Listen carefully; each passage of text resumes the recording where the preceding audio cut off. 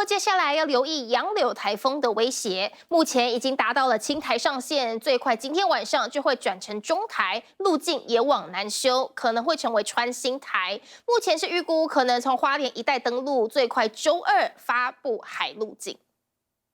未来12到18小时之间呢，有可能会逐渐增强到中度台风。杨柳台风直撞，目前一路向西移动，最快周日转为中台。气象粉专观察，杨柳将避开强风切和干空气区域，强度可能再强或维持，但到台湾东部外海后会再减弱。北方太平洋高压偏弱的话，它就比较容易往西北西的方向来行进。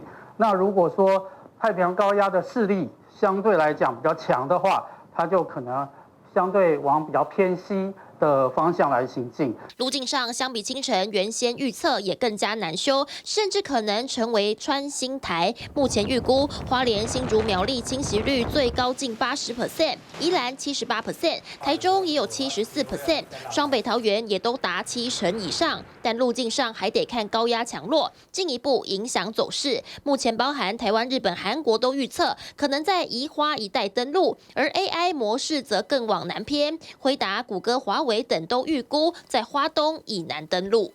星期二的时候，不排除会先后发布海上与陆上的台风警报。最快周二上午发海警，傍晚发陆警。气象署也说，照目前走势，周三雨最大，特别是东部和南部山区有豪雨，西半部、东北部则是大雨，行经速度快，影响时间约只有1天，结束后不会有西南气流。14号的下半天，台风逐渐的会远离。那远离的过程呢？这个雨势当然也会逐渐的、慢慢的比较趋缓下来。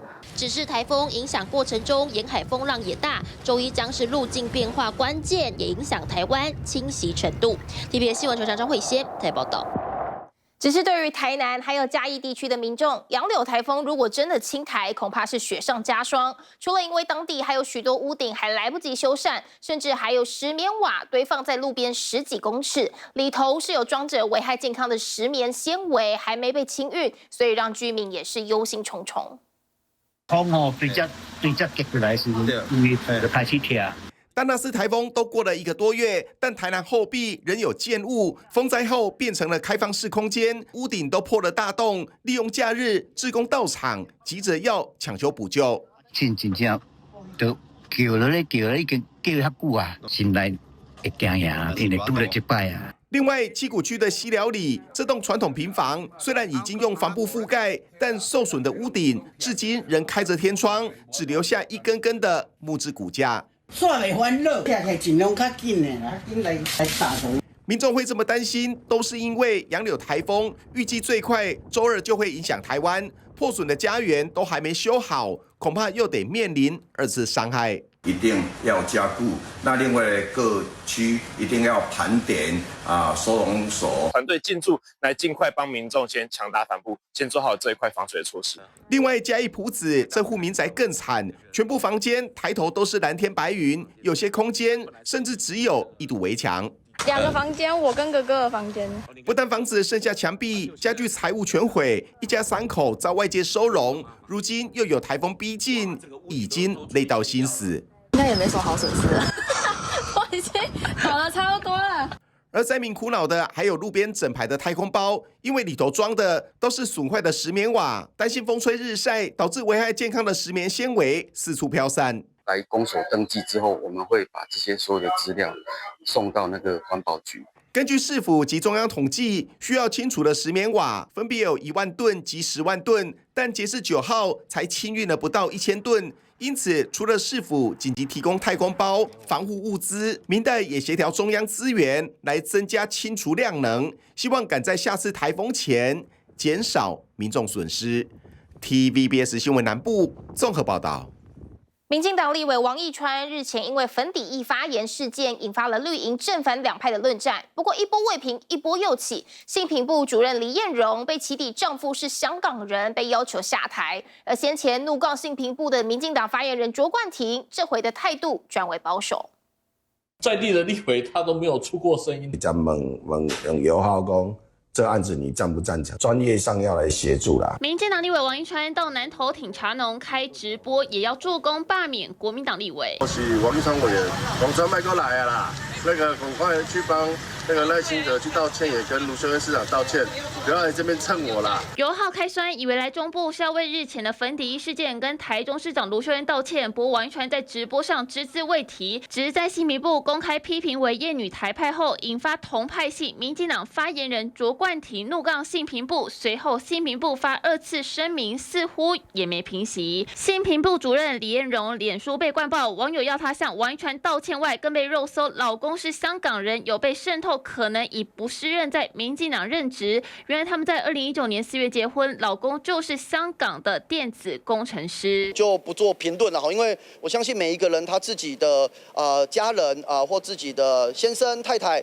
这些事情，其实社会都有公断的。那我这个时候不便再去批评自己同党的同志什么，因为我觉得大家就一起学习，一起成长。有别于日前的内讧，卓冠廷转为较保守，而当事人李彦荣截稿前并没有回应，只是传出身为永研会的民进党代理秘书长何博文原有意发声明要约束王一川，而随后王一川赶紧劝下会忍住。民进党是一个多元民主、大鸣大放的政党，在有关性平范畴这个领域上，我们都还有更多学习成长的空间。粉底液性平事件掀起民进党内部纷扰，这风暴盼能早点落幕。TVB 新闻董俊林轩台北场报道。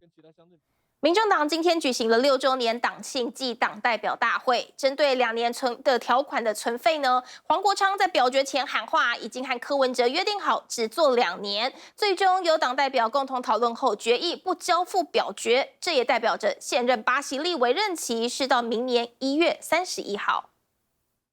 黄国昌亲自拍板，2年条款照旧执行。我们所有的运作都会按照柯主席当初的规划持续的进行。那如果有任何变动的必要，那也应该是由柯主席来加以决定。没有表决，2年条款一共5案并案处理。会中，黄国昌先是发言表态，跟柯文哲已经约定好了，在立法院就是待2年。能影响我这个决定的只有柯文哲，除非柯文哲未来对党的安排有不同想法。黄国昌随后也建议，双方意见都很重要，但表决下去不是好事。最终由党代表共同讨论决议，不交付表决。但现场的部分党代表反应似乎有些不满。瞧瞧这位党代表，他也是提案人之一。代表怎么？您的提案被暂缓？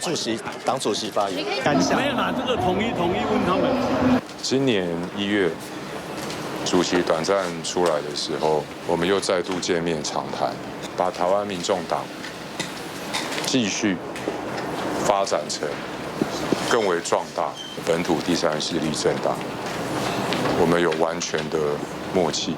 2年条款定调为10，等于现8席立委的任期就到明年1月31号为止。但现任立委黄珊珊因为遭停权，无法出席党代表大会，而刘淑彬则是上午有行程不克出席。但身为中央委员的江河树不但没出席，还在媒体群组 po 影片和地图定位，告诉大家我在玩水活动啦。而蔡壁如则是在黄国昌致辞时，几乎全程戴着耳机，一心好几用啦，因为他在报一些，他有书面资料，我有带着看。黄国昌打出尊科牌，顺利解决2年条款争议，也预告自己的任期就到明年1月底。TVBS 新闻刘玉俊、蔡炳宏 SN 小组桃园报道。而国际今天最大消息就是美国总统川普和俄罗斯总统普京将在8月15号在美国阿拉斯加会谈，终结乌俄战争。而川普有意邀请乌克兰总统泽伦斯基，打算促成3巨头会晤。不过泽伦斯基强调，绝对不会割让领土换取和平。川普、普京的双普会8月15号在美国阿拉斯加登场。要是普京抛出和谈的条件涉及了领土，乌克兰总统泽伦斯基先说了，绝对不会割让领土。Дарувати свою землю окупанту українці не будуть, яка триває на нашій землі проти нашого народу, яку все одно не закінчити без нас. President Trump telling reporters that a deal could include, quote, some swapping of territories. 不过泽伦斯基喊话也并非徒劳无功，美国媒体就报道，川普考虑让泽伦斯基也去阿拉斯加参加双普会。That the White House has not completely ruled out the possibility of Zelensky going to Alaska, but of course the details of this meeting remain in flux. 欧洲多国的领袖也发声明力挺乌克兰的主权完整，俄国民众则是乐观其成。Путин умный человек, и он пойдет на какой-то обмен. Пойдет. Здамо території, він потім з часом піде далі, забирати далі території.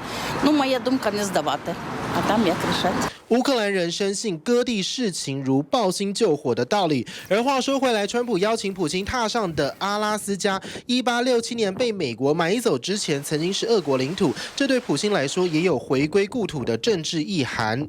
It's a rehabilitation on the global stage to invite a man who's been a pariah since he invaded this country to U.S. territory. Alaska. The most likely winner is Putin. I think it's likely he will succeed in his efforts to buy some time. 美国前驻乌克兰特使福克尔就认为，普京就是看准川普想要尽快促成和平、拿诺贝尔奖的心理，可能会狮子大开口，抛出更多条件，把川普玩弄于股掌之间。听这么到。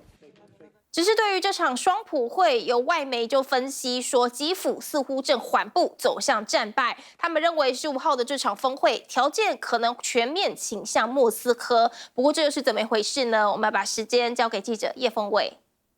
好，我们看到乌俄战场的现况，现在俄罗斯在东部的战线频频的告捷，他们想要继续的打下去，但是美国不同意，他们想要扮演和平的推手，所以积极的促成在15号要到阿拉斯加来进行川普会。但是这个普呢，指的不是别人，就是俄罗斯的总统普京。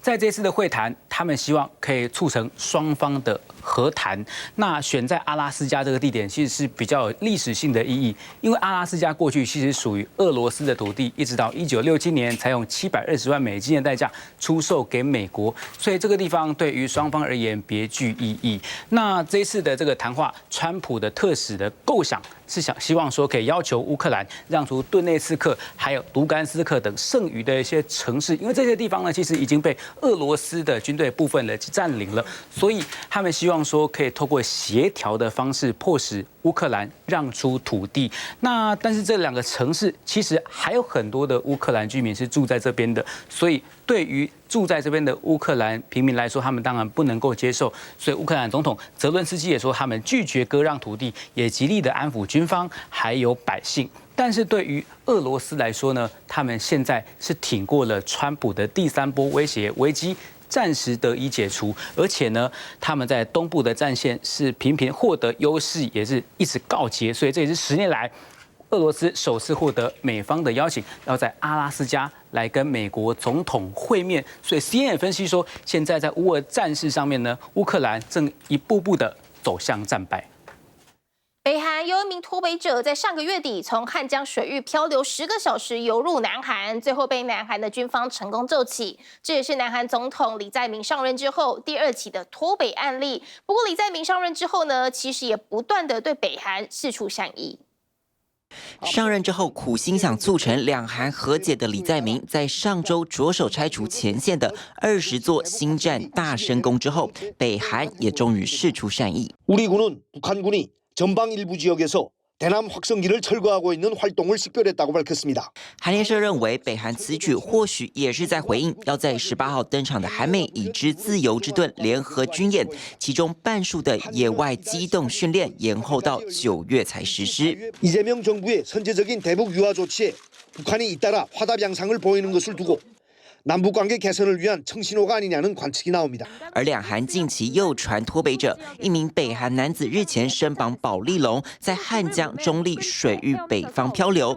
南韩军方展开10小时的追踪之后，因为当時水深已達11米，男子挥手求救，因此南韩军方最终是在中立水域的南方将男子救起。 우리 군은 지난 7월 31일 목요일 새벽 한강 중립수역 일대에서 북한인으로 내셔널 협과의 관계기관에 인계하였습니다.目前已知男子并非朝鲜人民军，也确实有脱北意愿，后续将依法获得安置。而这也是李在明在上任以后的第2起脱北案例。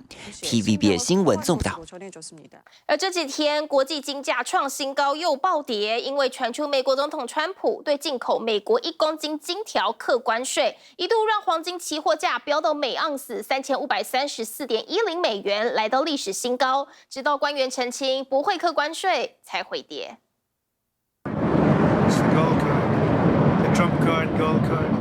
川普就爱闪亮亮的黄金，他上任之后金价屡创新高。可是近日金价在短期间内暴起暴落，竟然因为川普没把话讲清楚。US gold futures climbed to a record high on Friday after reports the country has imposed higher tariffs on imports of 1 kilo bars.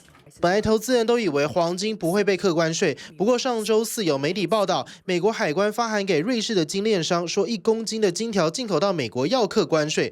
隔天周五，黄金期货就直接冲到每盎司3534美元的历史新高。然而当天彭博也报道，川普政府打算澄清黄金没有要课关税，几个小时内金价就回落到3458元。The price spread between New York futures and spot prices also widened by more than $100. Gold is often used as a safe store of value during times of political and financial uncertainty. 不只是投资人战战兢兢，海运业也是喜散温暖。川普关税生效前，进口商忙着赶最后1分钟清关。现在关税大道落地，美国西雅图港的货运量直接就砍掉30%，货运卡车业者业绩差关门大吉，进口商自己也裁员1/3。That has created a kind of roller coaster effect where importers are trying to rush to beat the next round of tariffs or the next round of uncertainty.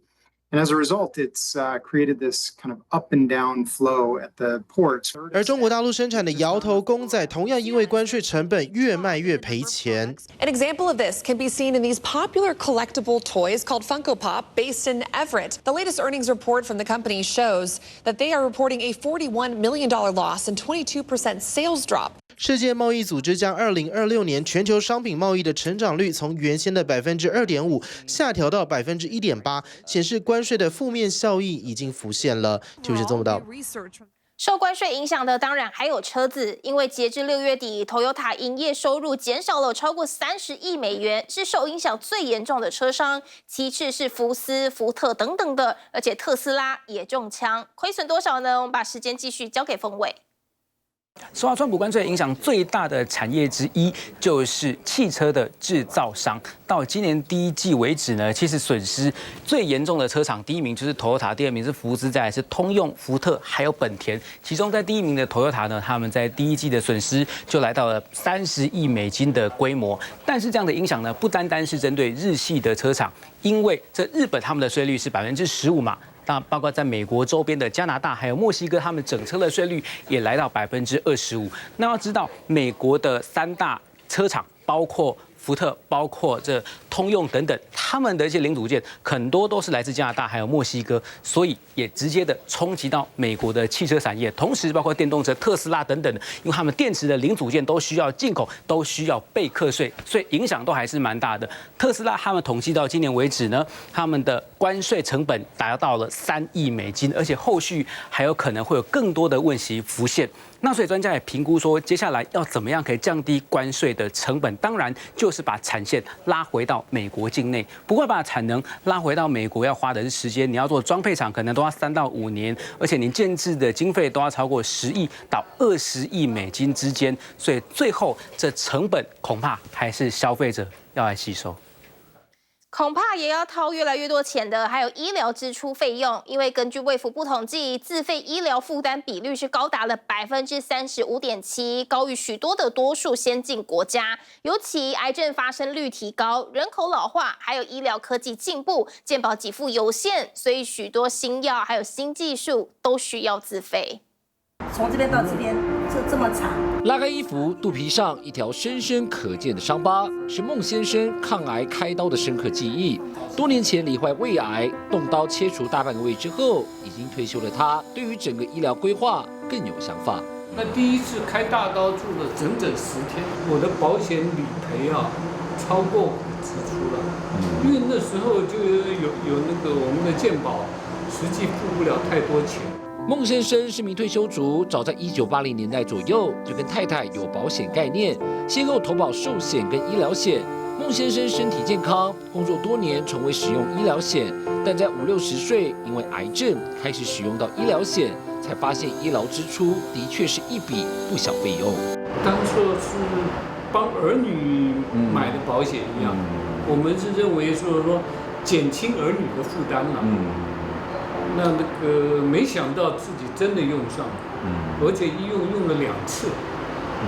所以第2次我开刀的时候，完全就是自费。闻癌色变比例增加，根据卫福部2024年统计，前10大癌症健保点数支出，就医人数高达160万人以上。肺癌5年的年增长率高达8%，前列腺癌只有7%的成长。以每人平均医疗费用来看，以血癌、白血病的40.9909最高，食道癌的30.5963第2名，气管、支气管和肺癌则以24.9453排在第3位。高龄化、通膨高，再加上这个高的癌症的发生率，这个新三高也推动了整个这个医疗费用的增长。那在这个情况下，如果你健保总额成长率不足的时候，那民众就必须要有更多的这个医疗费用的一个准备，才有办法去面对这样的一个情况。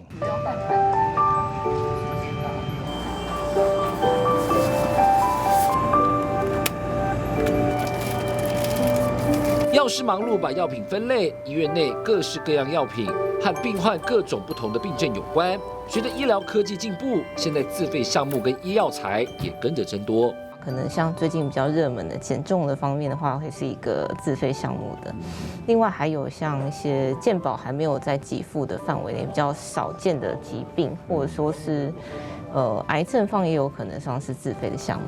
药师表示，民众自费情况成长趋势明显，大宗的品项包含药品、检验检查、针剂点滴、特材与手术，加上国内新药从上市到核准，平均要396天；若是癌症药物更久，平均长达730天。加上新药如果价格高，一旦给付，对健保财务冲击也很大，无形当中让自费医疗比例跟数字越来越高。毕竟都是有多的选择的空间，就是看大家去咨询医生，说什么样的方案、什么样的选择会比较适合各个病人来做使用。毕竟癌症是一个疗程，如果说单支的价格可能不会到那么多，但是每次都会要几支的使用，做完一整个疗程，可能的确会比较多一点点的开销这样子。随手翻开眼前几颗包含治疗异位性皮肤炎或者是控制食欲等自费医材，价格都不便宜，至少都台币1万元起跳。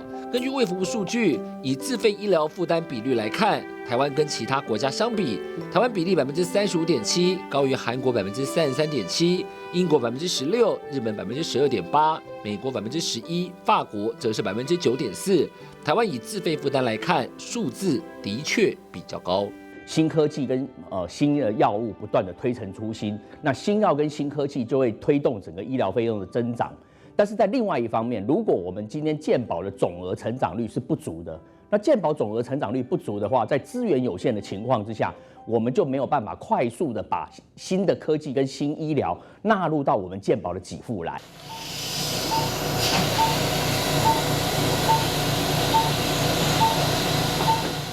拿着仪器仔细检查，肠胃科医师陈宝忠正在仔细地替病患做大肠镜。曾在大医院待超过10多年的时间，陈医师现在出来开诊所执业，除了肠胃镜等检查之外，也会替病患规划健康饮食，减少体重带来的疾病风险。假设你今天你肥胖，你得糖尿病，糖尿病会让大肠癌的机会增加，这个都是一连带的连带关系。所以变成说，如果说假设这个只是把减重，当然大家有些人把它当成是医美，但事实上其实它对于你的身体健康是更重要。如果你瘦下来，所有这些共病的发生机会都能够降低。拿起医材模拟施打，陈医师通过医材协助民众控制食欲，达到减重、预防肥胖疾病上升。陈医师表示，随着饮食多元、外食族比例增加，国人肥胖的比例也上升。根据相关数据显示，台湾成人过重及肥胖盛行率约为50.3%，等于每2位成人就有1人体重肥胖。现在民众也更愿意多花钱投入自费项目。有些人他可能对肥胖的认知，他可能就说我只是想要瘦下来，瘦下来比较好看。不对，你要对肥胖的认知是你瘦下来，你的身体会更健康。所以其实对于很多BMI 已经超过27的人，他坦白来讲，你未来产生这些糖尿病、高血压、心脏病，甚至骨关节疾病，因为有些人太胖了，他那个骨头软骨会那个关节会坏掉，到时候要去换关节，那要花更多的钱。那与其这样，那是不是我在这之前，我把我自己瘦下来，我就可以让我的关节可以用更久？自费诊所这几年逐渐兴起，2020年开始，全台至少新增300家自费诊所。专家分析原因，第一是像防癌、抗衰老、大健康、再生医疗等等项目相关市场需求庞大；第二则是大医院压力较大，不少医师后续会考虑自行开诊所执业。而在相关自费项目增加后，专家学者也建议提早做好医疗支出准备，包含医疗险等规划。因为在全民健保，现在自费医疗的部分越来越多所以现在医疗险的规划几乎变成是一个趋势了。而所有年轻人的投保，甚至于小孩，父母亲帮他投保的时候，第一张保单一定会带有实支实付的医疗险在里面。对，这已经是一个未来保险投保的一个趋势。医药支出与日俱增，提早规划做准备，退休之后荷包仍旧得精打细算。TVBS 新闻何将蓝玉明台北采访报道。想看最完整的新闻内容，记得下载 TVBS 新闻网 APP。